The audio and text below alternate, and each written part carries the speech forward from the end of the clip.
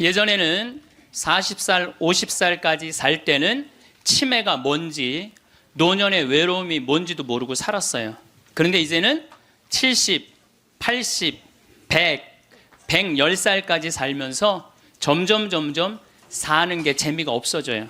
그래서 나이가 들면은 뭐가 드느냐면 무기력증이 든다고 말씀을 드렸어요. 여러분들 사는 게 재미가 하나도 없고 무기력증에 빠지면 그 다음에 오는 건 우울증이에요. 이제 병으로 발전해요. 그래서 우리나라 그 할머니들 65세 이상 할머니들 그 우울증을 조사해 보면은 부부가 같이 노년에 살면 우울증이 21% 온대요. 그리고 자식하고 살면 27%가 온대요. 그러니까 여러분들 늙어서 자식들하고 살면은 행복할 것 같죠? 행복하지 않아요. 그러니까 여러분들 나는 늙어서 자식한테 효도받고 산다? 아니에요. 나이를 70, 80, 90 넘어가면서 자식하고 살면은요 서름 받고 섭섭하고 또 내 마음 몰라주고 내가 저를 어떻게 키웠는데 나를 이렇게 무시해? 자기 오래 사는 줄 모르고 섭섭한 것만 생각해요. 자기 오래 사는 줄 모르고 섭섭한 것만 생각해요. 그러니까 자식하고 살면은 우울증에 더 많이 걸리는 거예요. 그러니까 여기 계신 여러분들은 늙어서 자식하고 한 집에서 산다는 생각은 아예 머릿속에서 빼버려야 돼요. 빼버려야 돼. 또 문제는 혼자 살면은요 이 우울증은 41%로 늘어나요. 혼자 살면 누가 뭐라 그래도 늙어서는 부부가 같이 사는 게 제일 좋아요. 누가 뭐라 그래도. 그러니까 여러분들 지금 여기 60, 70 되신 분들 50 되신 분들도 마찬가지예요. 내가 지금 자식 걱정하고 뭐 며느리 걱정하고 손자 걱정하고 손녀 걱정할 때가 아니라니까요. 네. 남편 걱정하고 아내 걱정해야지 자식들 걱정할 일이 아니에요. 여러분들 이번에 니마 그 강을 건너지 마오 그거 보셨어요?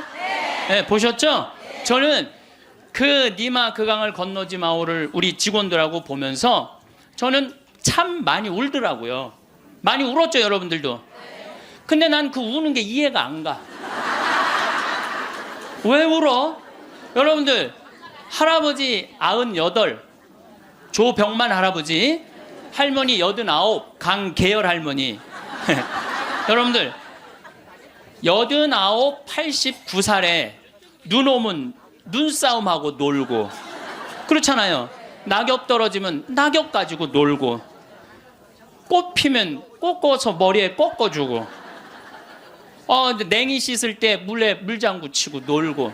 여러분들 89살, 이 98살에 그렇게 산다는 건요 늘 내가 강의 때 말하는 대로 사는 분이에요. 얼마나 행복해요. 저는 그 두 분의 이렇게 사는 모습을 보면서 참 보기 좋더라고요. 저렇게 마지막에 아름답고 경치 좋은 데서 자식들하고 안 살고 그 부부가 같이 그렇게 한복 꼭 같은 색깔 입고 얼마나 좋아요. 100살까지 그렇게만 살 수 있다면 여러분들 그건 대복을 탄 거예요. 저는요 중간에 무슨 장면이 나오느냐 하면은 이 할머니 생일날 자식들이 와서 밥을 먹다가 싸워요. 싸우는 거 보셨죠? 네. 뭐 네가 한번 아버지 아팠을 때 병원에 모시고 갔냐, 전화라도 한번 했냐. 그 싸우는 걸 보면서 많은 사람들은 가슴 아프게 생각을 하는데 전 전혀 그렇게 이건 여러분들 모두의 일이에요. 앞으로 대한민국의 모든 집에서 일어날 일이에요. 그리고 나는 그 자식들 100번 이해가 돼요. 100번 그 자식들 이해가 돼요. 여러분들 생각을 해보세요. 98이면 아들이 68살이야. 아들이 68살이면은 자기도 힘들어. 자기도 70에 들어섰는데 98살 먹은 아버지 언제 챙겨요? 98 먹은 아버지. 여러분들 생각을 해봐요. 예, 여러분들 딸이 하나 있는데 40살까지 시집도 안 가고 80 다 된 내 옆에 붙어 살아. 그럼 그 딸 이뻐요, 미워요? 그리고 그냥 돈이라도 벌어오면 좋은데 돈도 안 벌어와. 돈도 안 벌어오고 계속. 그리고 이런 우리나라 캥거루족이 몇 명이냐면은 100만 명이래요. 그러니까 어머니가 70, 80이 다 됐는데도 그 어머니 등골에 붙어서 빼먹는 거야. 자긴 돈도 안 벌고. 여러분들 그런 딸들이 자기가 독립하지 않고 계속 부모 힘들게 하면 그 딸 밉잖아요. 그럼 입장을 바꿔놓고 생각해보자 이거야. 내 나이가 60이 됐는데 아버지가 100살 되도록 안 죽고 계속 내 등에 붙어 살면은 60 먹은 자식은 힘들 것 같아요? 안 힘들 것 같아요? 똑같은 입장이에요. 똑같은 입장이에요. 계산상 안 맞는다는, 계산상. 자식을 20년 키웠으면 20년만 얻어 먹어야지. 근데 이제는 20년 키우고 40년, 50년, 60년 얻어 먹는다니까요. 지금 50살 되신 분들은 110살까지 산다고 말씀드렸죠? 그러면은 지금 50살 된 분들 110살까지 살면은요, 60살서부터 자식 기대고 산다면은요, 몇 년 얻어 먹는 거야? 50년 얻어 먹는 거야, 50년. 지금 40살들은요 120살까지 사는 거야. 그럼 60살서부터 자식 기대서 얻어먹고 산다면은요 60년 얻어먹는 거야. 20년 기껏 키우고 난 다음에 60년 얻어먹는 게 말이 돼요? 그러니까 이제는 자식하고 산다는 거는 자식이 늙어서 나를 책임진다는 건 상상도 하지 말라는 거예요. 누가 책임져야 돼? 내 인생은? 내가 책임지는 수밖에 없어요. 아니 제가 늘 드리는 말씀이지만은 저는 고등학교 3학년 때까지 어머니 아버지가 저를 키웠어요. 저는 뭐 우리 집 막내로서 정말 사랑 많이 받고 자랐어요. 그 신학교 들어가니까 누가 날 키워줬어? 교회가 날 키워줬어. 신학교 교회가 신부되고 보니까 너무 고마워. 그래서 20년 동안 나 키워준 어머니 아버지한테 은혜를 갚으리라. 내가 받은 만큼은 돌려주리라. 그래갖고 내가 신부 돼갖고 첫 사목 활동비 받았을 때 45만 원인가 받았어요. 그 24년 전에요. 어머니 25,000원, 아버지 25,000원 용돈 드렸다니까요. 그렇게 20년 동안 한 달도 안 빠지고 용돈 드렸어요. 그 4년 전에 끝났어. 4년 전에 계산 끝났어요. 그런데도 어머니 아버지가 갈 생각을 안 하네. 아버지 85, 어머니 83인데 너무 정정하신 거예요. 근데 저는 괜찮아요. 왜냐하면 여러분들 저는 사실은 어머니 아버지를 전 참 많이 사랑해요. 이제는요 자식이 효도로 부모를 모시는 시대는 끝났어요. 자식이 부모를 얼마나 사랑하느냐가 결정적이에요. 너무 사랑하면 보고 싶잖아. 자꾸 같이 있고 싶고. 사랑은 그거 아니에요? 보고 싶고 같이 있고 싶고. 그러니까 아버지가 85이 돼도 어머니가 83이 돼도 항상 머릿속에는 시간만 되면 아버지 어머니 보러 가고 싶다, 이 생각을 좀 갖고 있어요. 이건 효도의 차원이 아니에요. 사랑의 차원이지. 그러니까 나는 또 어머니 아버지가 살아있는 게 좋아. 왜냐하면 어머니 아버지 죽으면 아무도 없잖아요. 마누라가 있어, 자식이 있어, 누가 있어. 어머니 아버지 죽으면 끝인데. 그래서 내가 어머니 아버지한테 꼭 하는 말이 있어요. 올해도 가서 말씀드렸어요. 어머니 아버지, 내가 70에 은퇴하니까 앞으로 딱 20년만 더 살아라. 그럼 아버지 105, 어머니 103이야. 그러니까 딱 20년만 더 살고 그땐 내가 안 붙잡겠다. 그땐 죽어도 된다. 저는 상관없는데 여러분들은 상관이 있어요. 왜 상관이 있느냐 하면은 70살 된 여러분들, 50, 60살 된 여러분들은 지금 나도 힘들지만 자식 결혼시켜줘야지, 또 뭐 책임져야 될 게 얼마나 많아. 그런데 늙은 어머니 아버지, 90, 100살 된 어머니 아버지까지 살아있다면은 이건 너무 힘든 거예요. 너무너무 힘든 거예요. 그러니까 인생이 즐거운 게 아니라 인생이 온통 짐이야, 짐. 그러니까 온통 짐이 되기 싫으면은요, 여러분들, 짐이 되기 싫으면요, 내 인생은 이제 내가 책임지는 거예요. 내 인생은. 그리고 여기 80 넘으신 분들 가운데 자식이 전화 안 한다고 섭섭해하지 말아요. 자식이 전화 안 한다고. 당연히 잊어먹을 때도 돼요. 그 나이 되면은. 그 나이 되면 잊어먹을 때도 돼요. 어머니 아버지가 있는지 없는지도 모르는데 무슨 전화야, 전화는. 그리고 정 목소리 듣고 싶으면 본인이 하세요. 전화기 째려보고 있지 말고. 1번 누르면 큰아들, 2번 누르면 작은 아들 나오는데 그걸 못하고 이놈의 새끼들이 손가락이 없어, 발가락이 없어, 왜 전화를 안 해? 자기가 하면 되지. 그래서 늙어서는 뭐를 버려야 되냐면 거지 근성을 버려야 돼요. 누가 나한테 해주겠지, 날 찾아와 주겠지, 이런 생각 절대 하지 말라는 거예요. 이제 여러분들 내 인생을 내가 책임지는 방법은 딱 한 가지밖에 없어요. 자식 학원 끊는 거예요. 자식 학원 끊고 대학 다닌 자식 있으면 휴학시키고 그리고 결혼은 네가 벌어서 가라고 그러는 거예요. 이 대한민국 이 세 가지가 안 되잖아요. 그럼 모두가 불행할 수밖에 없어요. 근데 우리나라 애들이 지금 얼마나 허약하냐 하면 우리 생태마을은 참 일이 1년 내내 일이 너무너무 많아요. 그래서 사람이 많이 필요해요. 사람이 많이 필요해갖고 내가 고등학교 졸업생들 많이 뽑았어요. 근데 10명 중에 9명은 가요. 일주일도 일을 못하고. 10명 중에 9명이 왜 일주일도 못하고 가는 줄 알아요? 초등학교, 중고등학교 24시간 책상에만 앉아 있었던 애들이야. 책상에만. 그러니까 끈질기게 노동을 하는 걸 배워본 적이 없어.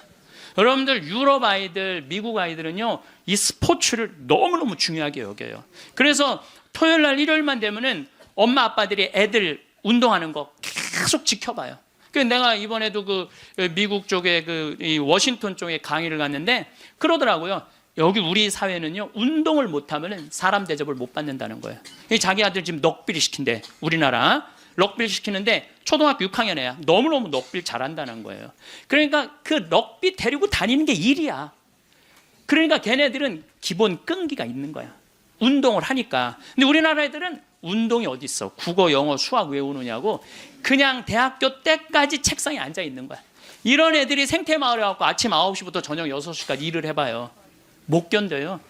뭐 하루 만에 가는 놈, 이틀 만에 가는 놈, 일주일 만에 가는 놈. 제가 그 돌아가는 아이들을 보면서 이거 큰일 났구나. 대한민국 이거 큰일 났구나. 전부 머리 쓰는 일만, 그것만 일이라고 생각하고 노동을 귀하게 여기지. 여러분들 노동을 귀하게 여기지 않으면요, 그 사회는요 끝나는 수밖에 없어요. 로마가 왜 망했어요? 자기 나라 지키는 용병 다 용병 갖다 써갖고 망한 거예요. 우리나라도 지금 외국인 노동자들 엄청나게 들어오잖아요. 그러니까 중소기업에 가보면 전부 사람이 없다고 난리야.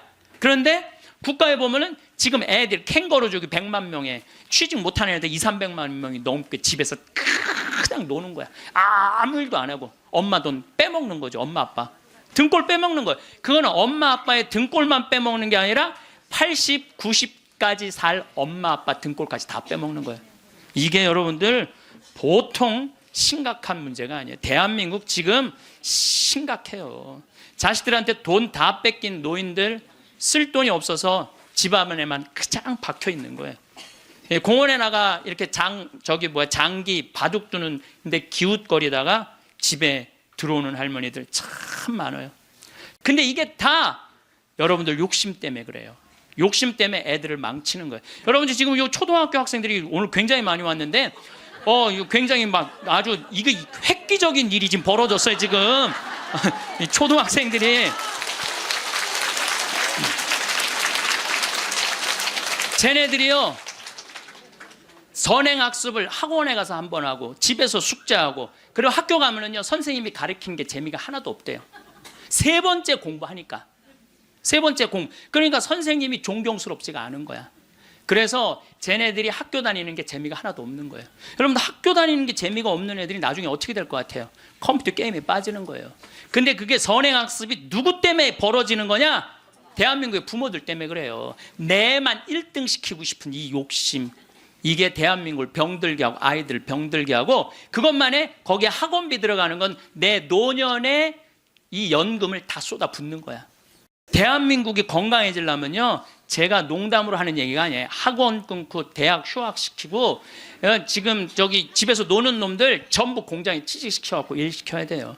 그래야지 대한민국이 건강하게 살아갈. 여러분들도 살 끼고 자식들도 살 길이 그거예요. 여기 어느 외로운 노인의 글이 하나 있는데 참 모든 인생이 다 들어있어서 제가 여러분들한테 한번 읽어드릴게요. 3년 전 마누라가 세상을 떠난 뒤 나는 외로움을 견디다 못해 함께 살자는 아들의 청을 받아들였다. 여러분들 지금 할머니 할아버지들 집에서 할머니 할아버지들 보면 많이 싸우죠. 많이 싸우죠. 그게 얼마나 큰 행복인지 몰라요. 싸우는 것도 행복이에요. 싸울 남편도 없잖아요. 그럼요 그거 얼마나 외로운데요. 외로울 수밖에 없어요. 나는 내가 강의 때 핸드폰 울려도 한 번도 신경질을 부린 적이 없어. 내가 나는 아늑하고 편안한 아들네 집에서 학교 간 손자들과 직장에 나간 아들과 며느리가 돌아오는 저녁 때를 기다렸다. 그러니까 자식 집에 들어가서 살아도요, 혼자인 거예요. 혼자인 거예요. 아이들이 있어 집안 분위기가 활기찰 것이라고 기대했지만 손자 녀석들은 학교에서 돌아오자마자 늘 숙제하느라고 바빴다. 공부하느냐고 할머니 할아버지랑 놀아줄 시간 없다는 얘기예요. 하루에 한 번 저녁 시간에 온 식구가 모였는데 식사 분위기는 대체로 딱딱했다. 가끔 어린 손자가 학교에서 일어난 일을 얘기하며 깔깔대면 제 어미가 할아버지 앞에서 떠들면 못 써 하고 야단을 쳤다. 사실 나는 녀석들이 짓거리는 일이 즐거웠는데 말이다. 차를 마실 때라도 두런두런 이야기를 나누면 좋으련만 아들이 아버님 늦었습니다. 이제 그만 주무시지요 하고 말하면 나는 잠이 오지 않아도 내 방에 가야 했다. 감옥이죠, 감옥. 바깥에 나가고 혼자 있을 수도 없고 자식하고 산다고 행복한 게 아니라니까요. 그러던 어느 날 이웃 노인 몇 사람과 오래간만에 즐겁게 마작을 하다가 시간 가는 줄 몰랐다. 그러다 저녁에 퇴근한 며느리에게 그 노인들 식사를 같이 부탁했는데 며느리가 진수성찬을 차려 올렸다.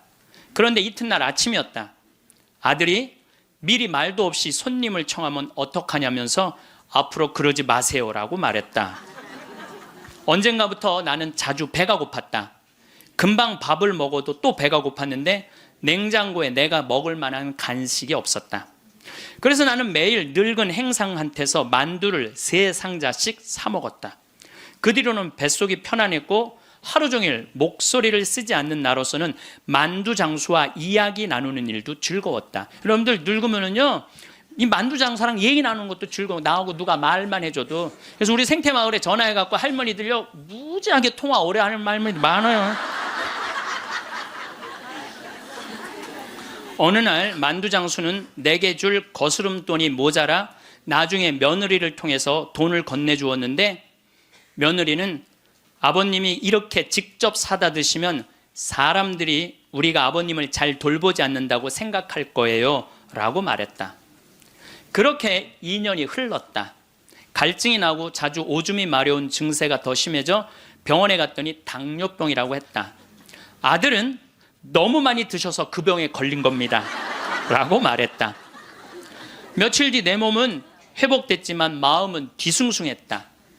그러다 문득 마누라 장례식 때 보고 여태 만나지 못한 친구가 생각났다. 그때 친구는 장례식장에서 양로원 생활이 즐겁다고 했다. 같은 연배의 늙은이들과 산책도 하고 요리도 하고 밤 늦게까지 얘기도 나눈다며 만족한 표정을 지었다. 내가 들어갈 방도 있냐고 묻자 친구는 자네는 아들과 더불어 만년을 편안히 즐기게 라고 말했다. 여러분들 늙어서요, 늙은 친구들하고 어울려서 노는 게 행복할 것 같아요? 나 쳐다보지도 않는 아들하고 사는 게 행복할 것 같아요? 여기 여러분들 여기 지금 늙은 친구들하고 오신 분들 많죠? 네. 아들이 여기 와서 놀아줄 수 있어요? 못 놀아줘요? 못 놀아줘요. 그러니까 이 생각을 바꿔야 된다는 거예요. 그냥 돈을 꾸리고 아껴서 그 옆에 있는 소중한 친구하고 밥 한 번 사 먹을 생각 안 하고 자식 뒷돈 대줄 생각만 해요. 그 정신 나간 엄마 아빠들이라는 거예요. 그러면 나는 그 친구의 말에 공감했지만 이미 3년을 편안하게 보냈으니 그것으로 족하지 않는가. 나는 자리에서 일어나 주섬주섬 짐을 꾸렸다. 옛 친구들이 있는 곳으로 가기 위해. 제가 가끔 삼성 노블 카운티 또 유무상통 마을 그야말로 돈이 있는 할머니 할아버지들 노인 요양시설에 가서 강의를 해요. 그분들 참 멋지게 살더라고요. 예. 해주는 밥 딱딱 먹고 수영장 있고 삼성 노블 카운티는 골프 클럽도 있더라고. 같이 골프도 치고 다니고. 여러분들 다 하실 수 있어요. 뭐만 하면 학원만 끊으면 욕심만 버리면 여러분들 다 하실 수 있어요. 대한민국은요 지금 얼마든지 행복하게 살 수 있는 길인데 이놈의 욕심이 지금 대한민국을 막고 있는 거예요. 그래서 늙어서 행복하게 살기 위해서는 첫 번째 무조건 집을 나가라. 나이 먹어서 외롭지 않게 사는 방법은 일단 해만 뜨면 집을 나가야 돼요. 그리고 70, 80 넘어가고 집에 있는 게 아니에요. 일단 나가주는 게 예의라니까. 그냥 70, 80 넘어가고 이렇게 그냥 하루 종일 그리고 앉아 있으면요, 며느리들 힘들어요.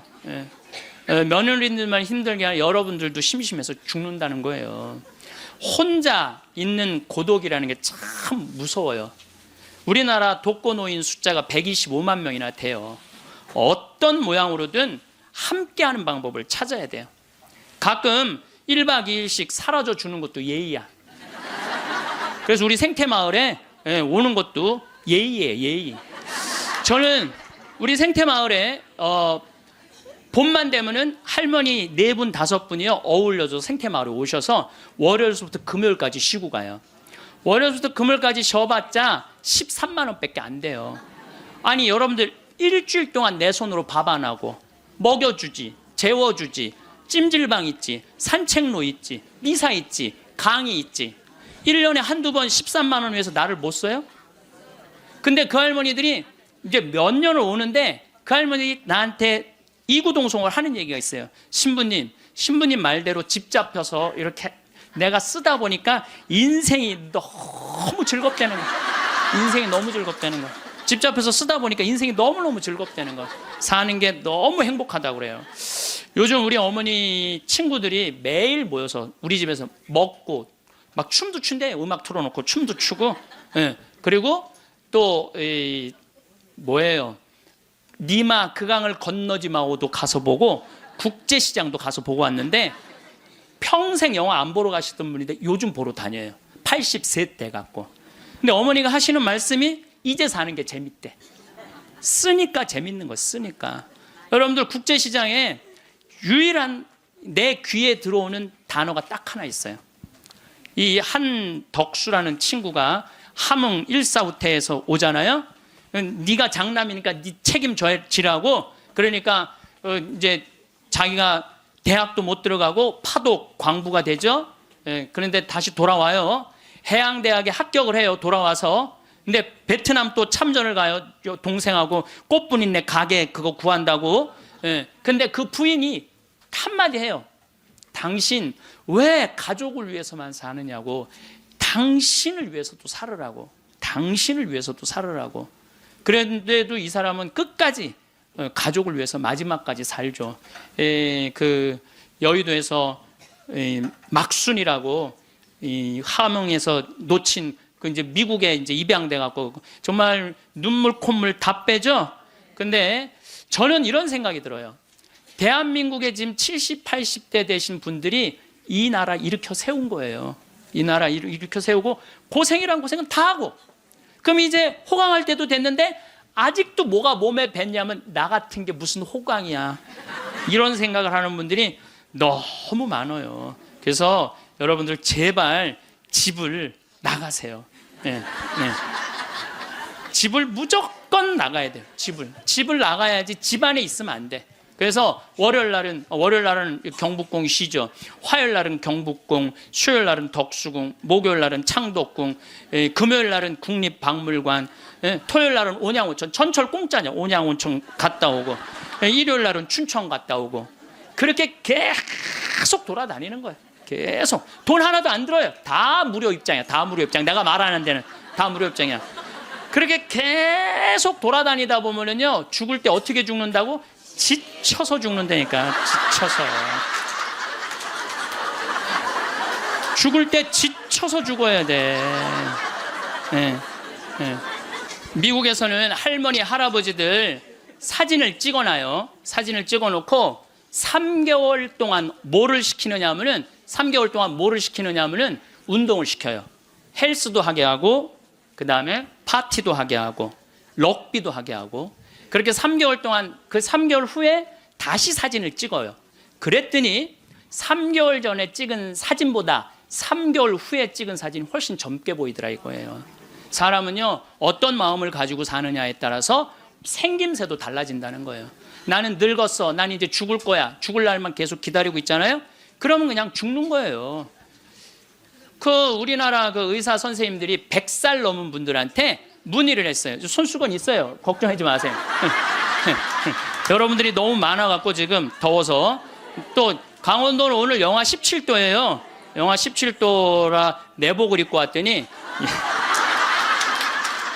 우리는 내복을 안 입으면은 추워서 못 살아요. 어쨌거나 100살 넘은 분들한테 물어봤어요. 이렇게 100살까지 어떻게 건강하게 사느냐고. 근데 100살 넘은 모든 분이 똑같이 뭐라고 얘기냐면 해만 뜨면 집을 나간다는 거예요. 여러분들 오늘 해만 뜨면 여기 나오니까 좋아요, 안 좋아요? 좋잖아. 천주교가 얼마나 할 일이 많아요. 그래서 여러분들 나는 성당 다니는 거 나이 먹어서 참 좋다고 생각해. 성당 다니는 거. 성당 갈 때까지 걸어가요, 안 걸어가요? 걸어. 올 때 걸어오고. 그리고 또 우리 천주교가 미사 참여할 때 그냥 놔둬요. 일어나라, 앉아라, 들어와라, 나가라. 얼마나 많이 시켜, 미사 때마다. 그리고 여러분들 나이 먹어서요, 이렇게 많은 사람들 속에 어우러져 있으면요, 자기가 의식이 젊어진대요. 그래서 뭐가 안 걸리냐면 치매가 안 걸리는 거예요. 치매가. 그래서 레주하는 할머니들이 되게 자다가 돌아가신대. 많이 끝까지 활동한다가 지쳐서 죽는 거예요. 지쳐서. 레주하는 할머니들이 끝까지 활동하다가 지쳐서 죽는 거예요. 지쳐서. 그러니까 여러분들 성당 다니는 거 참 좋은 거예요. 그리고 제가 권하는 거는 무기력증에 빠지지 않기 위해서 가장 중요한 거 운동하는 거예요. 헬스 자전거 타는 거. 헬스 자전거 꼭 타세요. 허벅지에 근육이 풀리잖아요. 그때부터 누워서 똥오줌 싸는 거예요. 여러분들 누워서 똥오줌 싸는 사람들 많이 보셨어요? 아마 내가 제일 많이 봤을 거야. 누워서 똥오줌. 왜냐면 환자 봉송체 나가니까. 그러면요, 한 5년 10년 누워서 똥오줌 싸는 집에 들어가잖아요. 온 집안에 냄새가 배 있어요. 온 집안에. 그러니 그 집이 기쁨이 있겠어요, 없겠어요?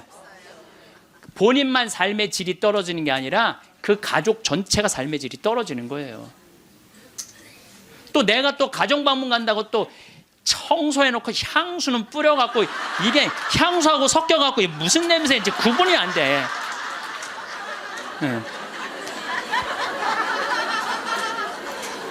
여러분들 나이 먹어갖고 미국은요, 제가 이게 여러 번 봤어요. 미국은요 90살이 넘어서 다리가 풀려갖고 거동을 못하는 분들한테 의사가 약 처방 안 해요. 뭘 처방하냐면 헬스장 가라고 그래요. 헬스장. 왜냐하면 몸에 근육이 있으면요 잠도 잘 와요. 몸에 근육이 있으면 잠도 잘 오고, 또 몸에 근육이 있으면은 누워서 똥오줌 안 싼다는 거예요.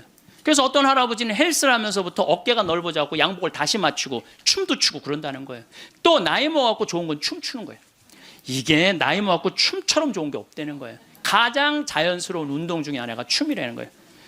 그래서 요새 노인복지관에서 춤 프로그램이 참 많잖아요. 가서 춤만 추세요. 또 눈이 맞아갖고 막 뭐 결혼을 하느니 마느니.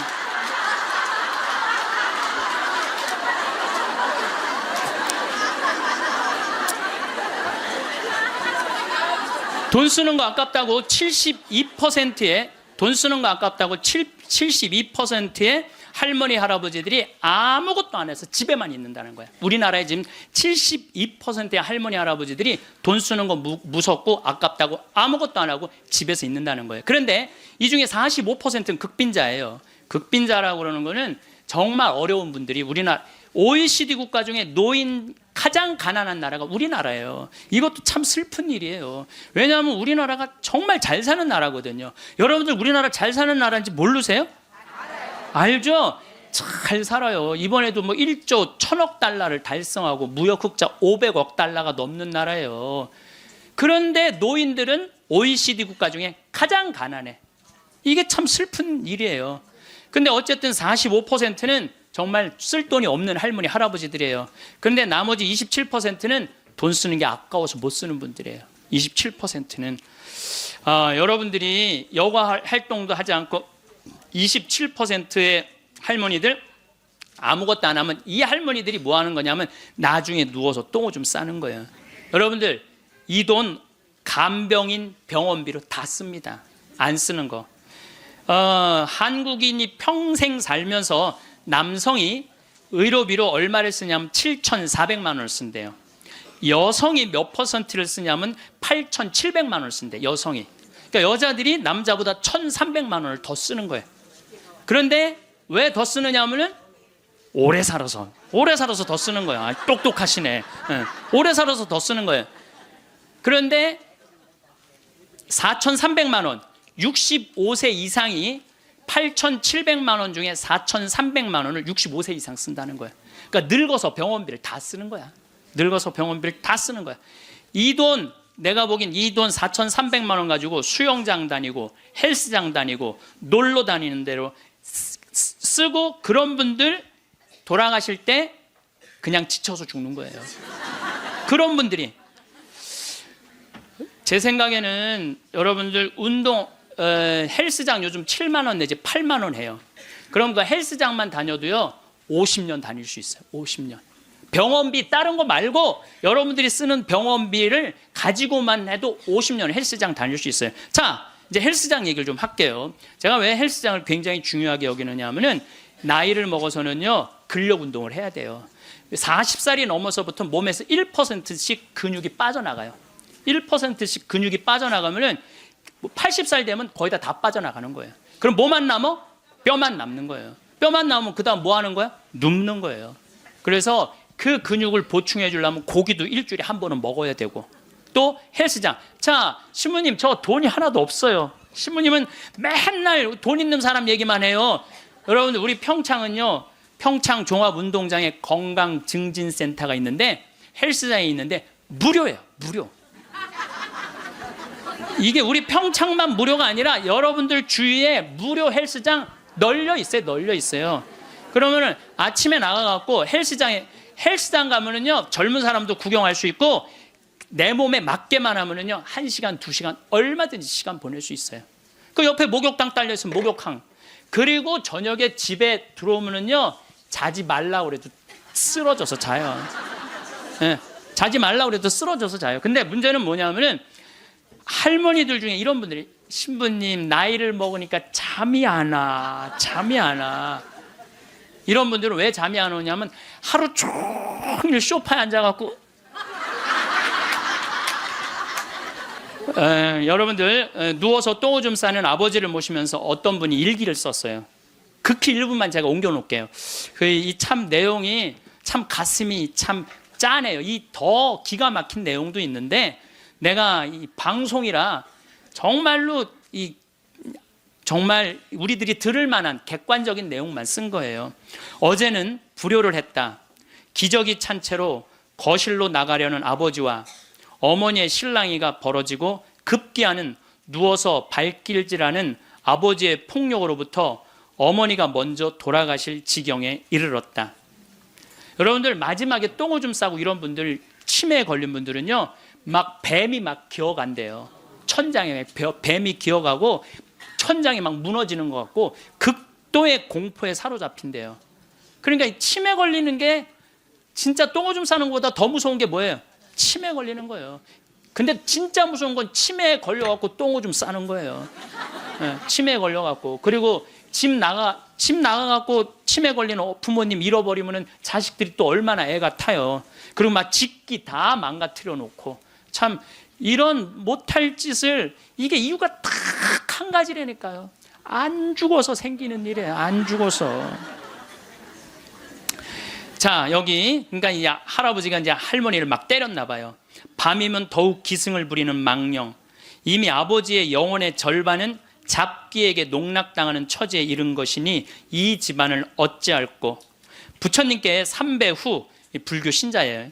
부처님께 3배 후 죽비를 들어 아버지 양쪽 발바닥을 호되게 내리쳤다.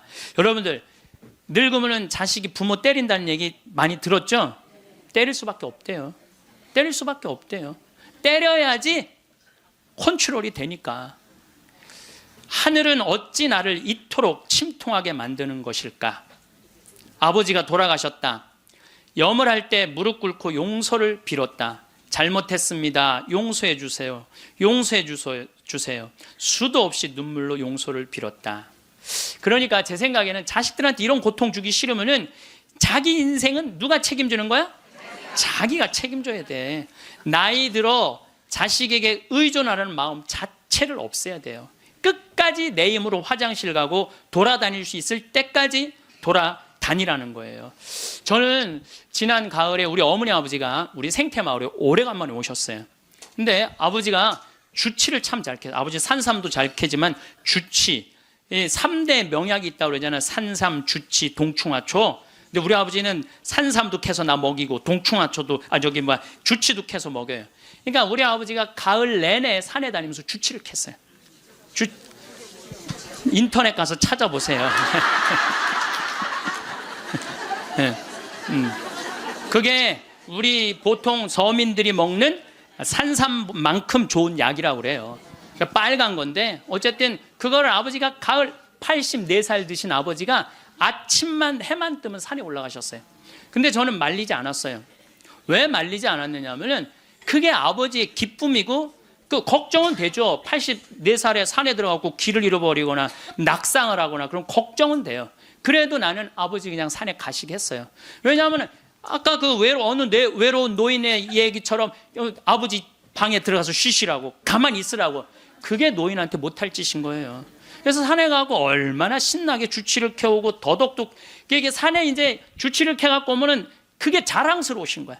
그래갖고 큰 걸 캐오시면 내 손을 꼭 잡고 당신 방에 데리고 들어가세요. 큰 거 보여주려고 이게 신부님 이게 한 50년 된 거라고. 그럼 나는 다른 거 하나 이야 우리 아버지 최고다. 우리 아버지 최고다. 역시 우리 아버지가 최고로 멋있는 분이다. 그 아버지 너무너무 신나게 가을 내내 산에 다니면서 주치를 캐셨어요. 어머니는 또 그거 다려갖고 내가 강의 이제 지난 대림절에 하루도 안 쉬고 강의 다니잖아요. 그럼 밤 12시까지 기다리고 있는 거예요. 그거 그걸 먹인다고. 아버지는 산에 가서 큰 죽을 둥살둥 주치 캐러 다니고 어머니는 또 밤 12시까지 그걸 다려놓고 아들 강의 끝나면 먹이려고. 근데 저는 한편으로는 늙은 분들을 너무 고생시키는 거 아닌가 이런 생각이 드는 반면 아니다. 저러다가 차라리 지쳐서 돌아가시는 게 낫다. 그래서 내가 어머니 아버지한테 올 봄에는 아까 명동에 와서 그 신발을 이렇게 신발 가게에 보면서 내년엔 올 봄에는 신발을 좀 더 가벼운 걸 사드려야 되겠다. 산에 더 다니시게. 내가 살고 있는 집 이름이 성 필립보 생태마을이에요. 근데 이 필립보 생태마을은 내가 신학생 때부터 본당 신부님을 모시고 보좌 신부 때도 모셨던 김창림 필립보 신부님이 저서 저한테 주신 거예요, 선물로. 그러니까 그 아름다운 장소에 너무 아름답게 저서 주셨잖아요. 근데 그래서 신부님 본명이 필립보예요. 그래서 필립보, 성 필립보 생태마을이에요. 근데 이분이 2012년 5월 17일 저녁 8시 17분에 내 품에서 돌아가셨어요. 87세의 나이로. 근데 내가 이분의 돌아가심을 보면서 참 죽음에 대해서 많이 묵상을 했어요. 이 얘기는 내가 다음 시간에 하도록 하고 지금은 마침 기도로 이혜인 수녀님 기도를 바치겠습니다. 어느 노인의 고백이라는 기도입니다. 성부와 성자와 성령의 이름으로. 하루 종일 창밖을 내다보는 일이 나의 일과가 되었습니다. 누가 오지 않아도 창이 있어 고맙고 하늘도 구름도 바람도 벗이 됩니다. 내 지나온 날들을 빨래처럼 꼭 짜서 햇살에 널어두고 봅니다. 바람 속에 펄럭이는 휘노애락이 어느새 노을빛으로 물들어 있네요. 이왕이면 외로움도 눈부시도록 가끔은 음악을 듣습니다. 이 세상을 떠나기 전 내가 용서할 일도 용서받을 일도 참 많지만 너무 조바심하거나 걱정하진 않기로 합니다. 죽음의 침묵은 용서하고 용서받은 거라고 믿고 싶어요. 고요하고 고요하게 하나의 노래처럼 한 잎의 풀잎처럼 사라질 수 있다면 우리는 모두 시간의 강을 따라 걷는 여행자와 같습니다. 강물이 쉼 없이 흐르듯 우리의 삶도 멈추지 않고 흘러왔습니다. 거울 속에 비친 모습에서 세월의 흔적을 발견하지만 마음속에는 여전히 푸르른 청춘의 내가 그대로 살아 숨쉬고 있습니다. 때로는 그 간극이 낯설게 느껴지기도 합니다. 몸은 시간의 흐름을 정직하게 기록하지만 우리의 영혼은 시간을 초월하여 존재하기 때문입니다. 손바닥에 새겨진 주름 하나하나가 삶의 이야기를 담고 있고 눈가의 잔주름은 웃음과 눈물의 흔적을 고스란히 간직하고 있습니다. 흰머리 한 올 한 올에도 세월의 무게가 담겨 있고 거칠어진 손끝에는 수많은 일들을 해내온 흔적이 남아 있습니다. 우리는 이 모든 시간의 증거들을 바라보며 때로는 아쉬움을, 때로는 감사함을 느낍니다. 하지만 중요한 것은 우리가 여전히 살아있다는 것, 여전히 감정을 느끼고 생각할 수 있다는 것, 그리고 여전히 새로운 하루를 맞이할 수 있다는 것입니다. 살아온 날들이 길어질수록 우리는 홀로 있는 시간에 익숙해집니다. 분주했던 아침이 지나고 가족들이 각자의 삶을 찾아 떠난 오후의 고요함은 때로 무거운 침묵으로 다가옵니다. 텅 빈 집안에 홀로 앉아 창밖을 바라볼 때 문득 마음 한구석이 쉬어오는 것을 느낍니다. 그 침묵 속에서 우리는 과거의 기억들과 마주하게 됩니다. 아이들이 뛰어다니던 복도의 웃음소리, 가족 모두가 둘러앉아 나누던 저녁 식사의 따뜻함, 생일마다 불었던 촛불의 환한 빛들이 떠오릅니다. 벽에 걸린 가족 사진들이 무언의 대화를 걸어오고 빈 방에서 흘러나오는 정적이 마음을 무겁게 누르기도 합니다. 이제 그 모든 것들이 아득한 추억 속에만 남아 있습니다. 그것은 누구의 잘못도 아닙니다. 그저 삶의 자연스러운 한 과정일 뿐입니다. 하지만 그 고요함이 우리를 잠식하게 내버려 두어서는 안 됩니다. 마음의 창을 닫고 침묵 속에 갇히면 생각은 자꾸만 어두운 곳으로 향하게 됩니다. 외로움이라는 감정은 관계의 부재에서 오는 것이 아니라 세상과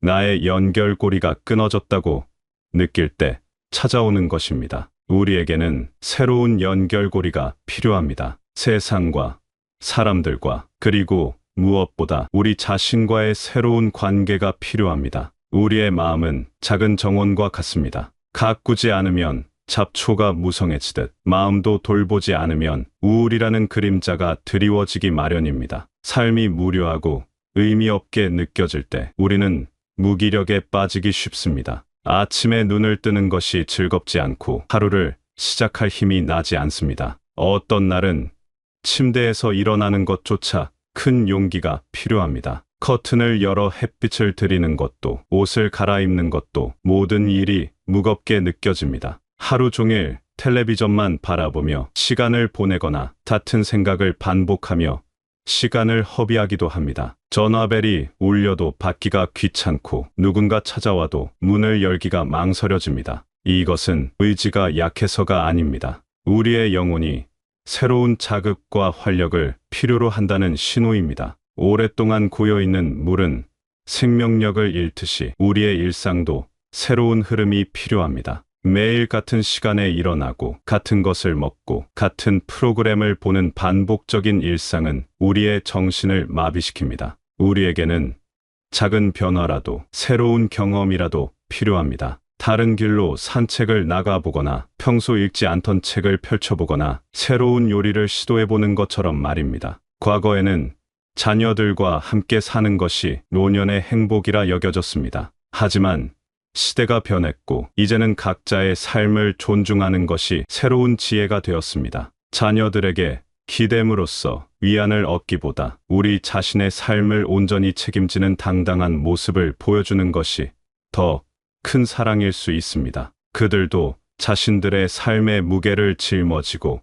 힘겹게 걸어가고 있기 때문입니다. 높은 집값, 치열한 경쟁, 불안한 미래에 대한 걱정으로 그들의 어깨도 무겁습니다. 우리가 그들에게 또 다른 짐이 되어서는 안 됩니다. 서로에게 건강한 거리를 유지하며 각자의 자리에서 서로를 응원하는 것, 그것이 이 시대가 우리에게 요구하는 새로운 가족의 모습일 것입니다. 진정한 행복은 누구에게 의지해서 얻어지는 것이 아니라 내 안에서 스스로 발견하는 것입니다. 자녀들의 안부를 묻고 격려하되 그들의 삶에 과도하게 개입하지 않는 지혜가 필요합니다. 우리가 독립적이고 건강한 모습을 보여줄 때 그들도 안심하고 자신의 삶에 집중할 수 있습니다. 그렇다면 우리는 이 고요함과 어떻게 마주해야 할까요? 어떻게 마음의 정원에 다시 햇살을 비추게 할 수 있을까요? 대답은 의외로 간단한 곳에 있습니다. 바로 움직임입니다. 우리의 몸을 움직이는 것은 멈춰 있던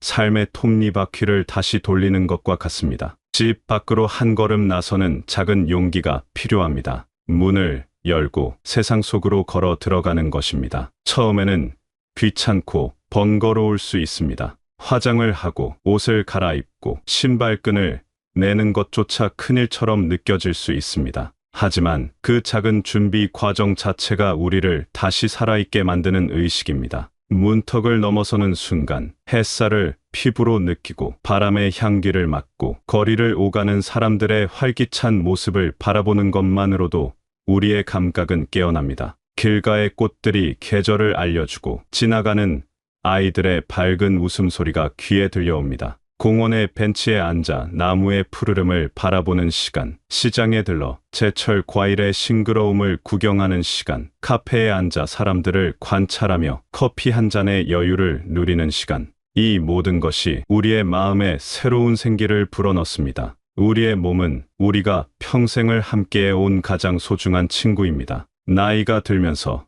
몸의 근육이 자연스럽게 줄어드는 것은 어쩔 수 없는 일입니다. 관절이 뻣뻣해지고 숨이 쉽게 차고 예전처럼 빠르게 움직일 수 없게 됩니다. 하지만 그렇다고 해서 모든 것을 놓아버릴 필요는 없습니다. 꾸준한 움직임은 우리 몸의 시간을 되돌릴 수는 없지만 시간의 흐름을 건강하게 만들어 줄 수는 있습니다. 가벼운 산책, 맨손 체조, 좋아하는 음악에 맞춰 몸을 흔드는 것, 계단 대신 엘리베이터를 이용하던 습관을 바꿔보는 것, 무엇이든 좋습니다. 중요한 것은 오늘 나는 움직였다는 사실입니다. 움직임은 단순히 신체를 단련하는 것 이상의 의미를 가집니다. 그것은 나의 존재를 확인하는 행위이며 세상과 교감하는 방식입니다. 걸을 때마다 우리는 땅과 연결되고 호흡할 때마다 공기와 하나가 되며 햇빛을 받을 때마다 자연과 소통합니다. 이런 작은 연결들이 모여 우리에게 살아있다는 실감을 줍니다. 규칙적인 운동은 불필요한 의료비를 줄여 그 돈으로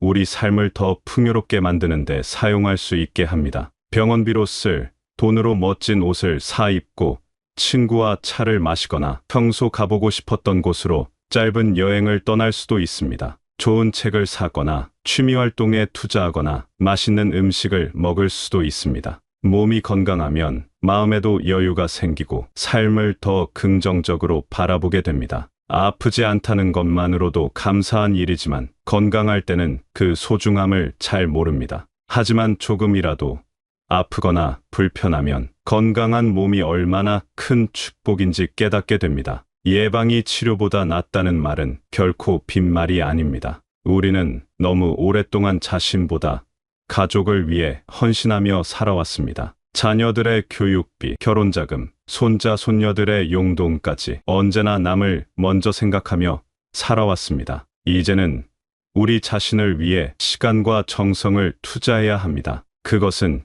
이기적인 것이 아니라 남은 삶을 충만하게 살아가기 위한 당연한 권리입니다. 평생 남을 돌보느라 미뤄왔던 취미활동을 시작해보거나 젊었을 때 배우고 싶었지만 기회가 없었던 것들을 배워보는 것도 좋습니다. 그림을 그리거나 악기를 배우거나 새로운 언어를 익히거나 원예에 도전해보는 것들 말입니다. 나이는 새로운 도전을 막는 장벽이 아니라 더 깊이 있게 무언가를 즐길 수 있는 성숙함을 의미합니다. 건강한 몸과 마음으로 자녀들 곁에 오래도록 함께하는 것, 그것이 우리가 줄 수 있는 가장 큰 선물이기도 합니다. 우리가 활기차고 건강한 모습으로 살아갈 때 그들도 노년에 대한 두려움보다는 희망을 품게 됩니다. 삶의 희극과 비극을 껴안으며 삶은 멀리서 보면 희극이지만 가까이서 보면 비극이라는 말이 있습니다. 하지만 우리는 그 희극과 비극을 모두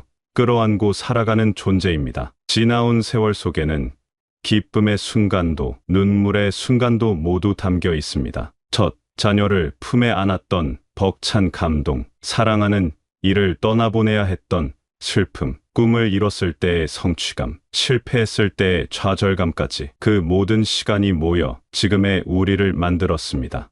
때로는 후회되는 선택들도 있었고 다시 돌아간다면 다르게 하고 싶은 일들도 있습니다. 하지만 그 모든 경험들이 우리를 더 깊이 있는 사람으로 만들어 주었습니다. 완벽하지 않기 때문에 인간다운 것이고 상처가 있기 때문에 타인의 아픔을 이해할 수 있는 것입니다. 그러니 과거의 후회나 미래의 불안에 얽매여 현재의 소중한 순간을 놓치지 마십시오. 오늘이라는 선물을 온전히 받아들이고 지금 이 순간에 감사하며 살아가십시오. 지금 이 순간 살아 숨 쉬고 있다는 것 자체로 우리는 충분히 가치 있는 존재입니다. 세상이 우리에게 무엇을 요구하든 우리가 얼마나 생산적이어야 하든 그런 것들은 중요하지 않습니다. 우리는 단지 존재하는 것만으로도 의미가 있습니다. 오늘 하루 따스한 햇볕 아래 잠시 멈춰 서서 깊은 숨을 한번 쉬어 보십시오. 공기가 폐로 들어오고 나가는 것을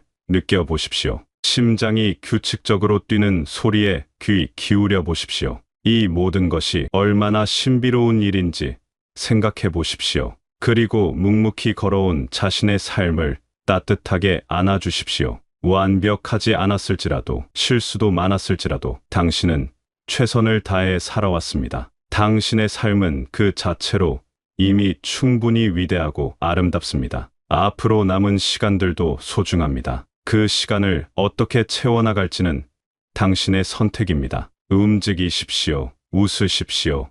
사랑하십시오. 그리고 무엇보다 자신을 사랑하십시오. 살아가는 모든 이들의 오늘이 평안하고 내일이 희망으로 가득하기를 바랍니다. 우리 모두는 시간의 강을 따라 걷는 동반자들입니다. 서로를 격려하며 함께 걸어갑시다.